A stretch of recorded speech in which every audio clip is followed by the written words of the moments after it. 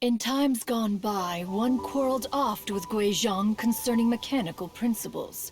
We each had our ideals, and neither would yield. Under the pretext of a social gathering, one invited the impartial Rex Lapis to judge the quality of our creations. But Rex Lapis declared that Guizhong's Obscuro Vulpus mechanism was superior. Though one was too proud to acknowledge it, in one's heart, one knew that Guizhong was indeed the superior talent in the mechanical arts.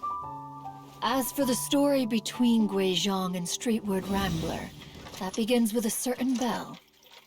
In Guizhong's opinion, while mechanisms were no substitute for human composers, they were yet capable of producing simple but fine melodies.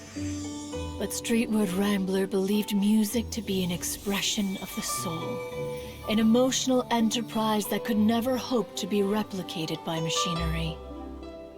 They argued endlessly, until one asked Rex Lapis to intercede. He confiscated the bell and designated it for ceremonial use. Thereafter, one would often find them convening in the mountains, discussing music, mechanics, and all the affairs of the mortal world.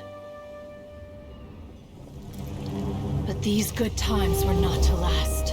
War broke out between the gods, and soon engulfed the Guili plains. Guizhong was overpowered by the enemy, and fell in battle. When Streetward Rambler and I arrived at the scene at long last, all that remained among the ruins was her lifeless body. After this, at Streetward Rambler's request, Rex Lapis granted her the cleansing bell for safekeeping. To honor our friend's memory, one made a few finishing touches to her ballistic device. Many lantern rites have passed since then. Many greetings and goodbyes. Upon what do you gaze? The Guili Plains?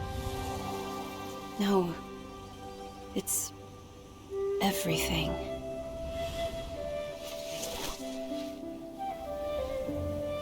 We think of human life as like a lantern that's lit one minute and extinguished the next. But are we Adepti so different?